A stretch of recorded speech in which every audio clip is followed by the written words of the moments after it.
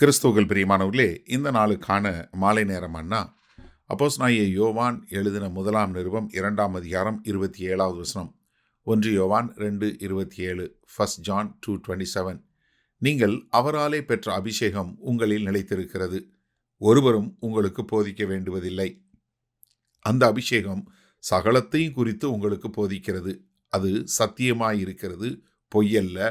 அது உங்களுக்கு போதித்தபடியே அவரில் நிலைத்திருப்பீர்களாக. என்ன, நீங்கள் அவராலே பெற்ற அந்த பரிசுத்த ஆவியானவருடைய அபிஷேகம் உங்களுக்கு எல்லாத்தையும் போதிக்கும். என்ன நம்ம பார்க்குறோம், இதே 1 யோவான் 2வது அதிகாரத்தில் 20-21 என்ன சொல்கிறாரு? நீங்கள் பரிசுத்தாராலே அபிஷேகம் பெற்று சகலத்தையும் அறிந்திருக்கிறீர்கள். சத்தியத்தை நீங்கள் அறியாததினால் அல்ல, நீங்கள் சத்தியத்தை அறிந்திருக்கிறதுனாலும், சத்தியத்தினால் ஒரு பொய்யும் உண்டாயிராது என்பதை நீங்கள் அறிந்திருக்கிறதுனாலும் உங்களுக்கு எழுதியிருக்கிறேன். என்ன, பரிசுத்த ஆவியானவர் உங்களுக்குள்ளே வருவார், அவர் உங்களை சகல சத்தியங்களுக்குள்ளே வழி நடத்துவார்னு சொன்னார்.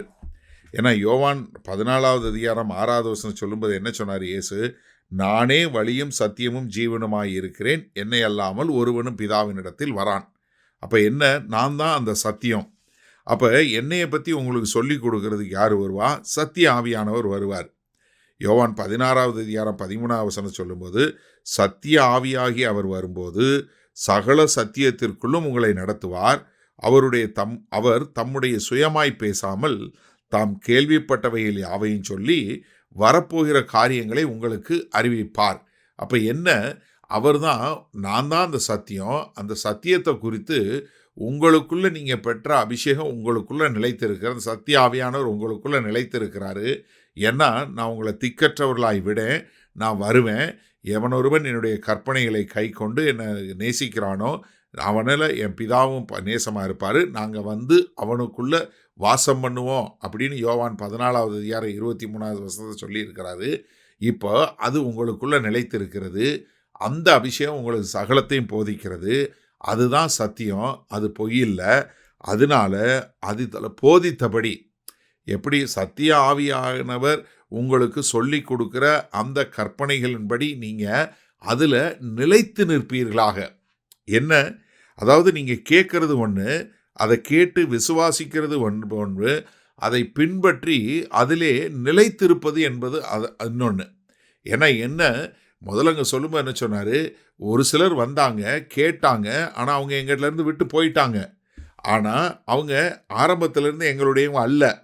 அப்போ என்ன, நீங்கள் கேட்பவர்களாக மாத்திரமல்ல, விசுவாசிப்பவர்களாக மாத்திரமல்ல, அதிலே முடிவு பரியந்தம் நிலை நிற்பவர்களாக. என்ன, இந்த அபிஷேகம் உங்களுக்குள்ளே இருக்குது, அது சத்தியத்துக்குள்ளே நடத்துது. அந்த சத்தியத்தை ஒவ்வொரு நாளும் கேட்டு கேட்டு அந்த சத்தியத்தின்படி நீங்கள் வழி நடக்கக்கூடிய மக்களாய் இறுதி வரை, என்ன, முடிவு பரியந்தம் நீங்கள் அதில் நிலைத்து நிற்கக்கூடியவர்களாய் இருப்பீர்களாக என்று சொல்லக்கூடிய ஒரு காரியத்தை தான் இவர்களுக்கு, இந்த பிள்ளைகள் என்று சொல்லக்கூடிய ஆவிக்குரிய பிள்ளைகளுக்கு அப்போஸ்தலனாகிய யோவான் எழுதுகிறார். சரி, இந்த நாளில் இந்த வசனத்தை நம்ம எப்படி எடுத்துக்கொள்வது? இந்த செய்தியை கேட்குற உங்களுக்கும் என்னுடைய வேண்டுதலும் என்னுடைய ஜெபமும் இதுதான். என்ன, சத்திய ஆவியாகிய அவர் பரிசுத்த ஆவியானவர், நீங்கள் நல்லா தெரிஞ்சு கொள்ளுங்க, இந்த ஆவியானவர் உங்கள் மேலே அபிஷேகம் கொடுத்துருக்கிறார் அப்படின்னு உடனே நீங்கள் இந்த தவறுதலாக உங்களுக்கு வரக்கூடிய ஏதாவது ஒரு மேனிஃபெஸ்டேஷன் என்று சொல்லக்கூடிய நவமான பாஷை பேசுறது இல்லை இதாகிறது. ஏன்னா இன்றைக்கு சத்திய ஆவியை குறித்து சகல விதமான கள்ள உபதேசங்கள் இருக்கிறதுனால இன்றைக்கி நிறைய பேர் என்ன நினைக்கிறாங்க, ஆவியானவர் வந்தால் கீழே விழணும், இல்லை உருளணும், இல்லை குதிக்கணும், இல்லை இப்படி பண்ணணும் அப்படி பண்ணணும்னு சொல்லக்கூடிய ஒரு சில தவறான காரியங்கள் இருக்கிறதுனால அவன் நிறைய பேர் இந்த சத்திய ஆவியானவரை ஏற்றுக்கொள்வதில்லை. சத்திய ஆவியானவர் என்ன பண்ணுவார்? அவர் இயேசு கிறிஸ்துவை போன்றவர். அவர் என்ன பண்ணுவார்? நம்மளை கிறிஸ்துவை போல மாற்றக்கூடிய அந்த சத்திய ஆவியானவர் என்ன பண்ணுவார்? ஆண்டவருடைய வார்த்தையை நமக்கு கற்றுக் கொடுத்து நம்மை கிறிஸ்துவை போல மாற்றக்கூடிய ஒரு காரியம். அப்போ நம்ம இந்த சத்திய ஆவியை பெற்றுக்கொண்ட நம்ம ஒவ்வொரு நாளும் இயேசு கிறிஸ்துவை போல மாறிக்கொண்டே வரும்போது நாம் என்ன பண்ணுவோம்? சத்திய ஆவியானவர் சொல்லி கொடுக்கறத கீழ்ப்படிந்து அதில் நிலை நிற்கும்போது நம்முடைய வாழ்க்கை எப்படி மாறுகிறது? கர்த்தராகிய இயேசு கிறிஸ்துவை போல மாறுகிறது. அப்போ நம்ம கிறிஸ்துவுக்கு ஒரு உகந்த பாத்திரமாய் மாறிவிடுவோம். அப்படி நிலைத்து இருக்கும்போது நம்ம என்ன பண்ணுறோம்? அது எதை உறுதி பண்ணுகிறது? நாம் பெற்ற அபிஷேகம் நமக்குள்ள நிலைத்திருக்குங்கிறத உறுதி பண்ணக்கூடியதாக இருக்கிறது.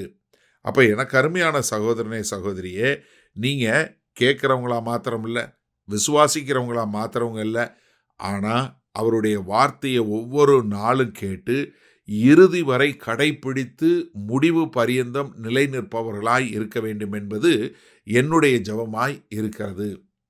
மகா கிருபையும் இரக்கம் நிறைந்த எங்கள் அன்பின் தகப்பனே, இந்த செய்தியை கேட்டுக்கொண்டிருக்கிற ஒவ்வொருவரும் முடிவு பரியந்தம் மட்டும் உம்முடைய சத்தியத்தை கேட்டு அதில் நிலை நின்று அதை தங்களுடைய வாழ்க்கையில் கடைபிடிக்கிறவர்களாய் வாழ எங்கள் தேவன் கிருபை பாராட்ட வேண்டுமாய் இயேசு கிறிஸ்துவின் மூலம் ஜெபிக்கிறோம் ஜீவனுள்ள வல்ல பிதாவே, ஆமேன். கர்த்தர் உங்களை ஆசீர்வதிப்பாராக. நாம் நாளை காலை தினசரி தியானத்தில் சந்திப்போம். Good night.